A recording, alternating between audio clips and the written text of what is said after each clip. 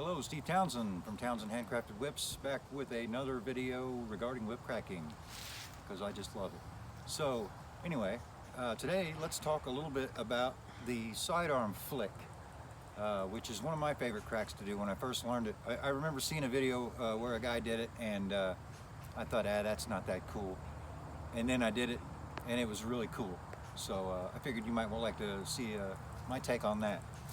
So basically, the way I do a sidearm flick is I like to start with the whip in front of me,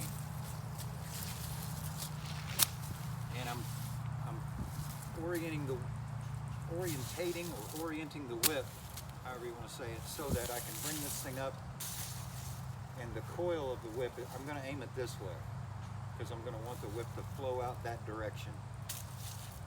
So essentially, that's what it is, basically. I'm just going to bring it up, and it's almost like I'm going to, keep my hand sideways. I'm keeping that coil on its side, and then it's almost like you're not swinging your hand way out this direction. You're going to bring it almost straight forward, like you're skipping a rock across a pond, so to speak. But the really important thing to keep in mind when you do this crack is what you got to do is get the whip out behind you and kind of in the air. That. And just as it's in the air is when you want to throw that rock across the pond. Now, if you don't get that whip brought out straight behind you, if you're bringing it out to the side and then you throw it forward, you're going to wrap yourself up, or the whip will come around and hit you in the face. It's not going to be anywhere near as cool.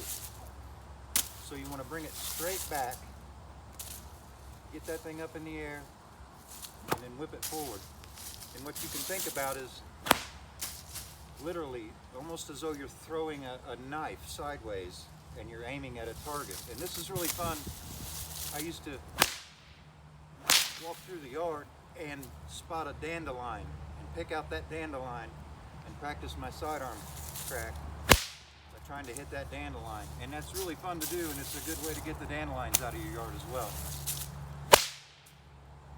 Now what I did there was I just took that sidearm crack into an overhead crack. So if you practice the overhead crack, once you get the sidearm crack, you can connect them together. You got a little two-crack combo. Whoops, when you do it right. And now from the side, I'll get rid of this tangle.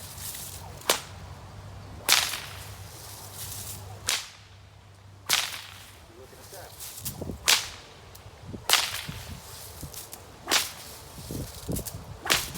That is the sidearm flick.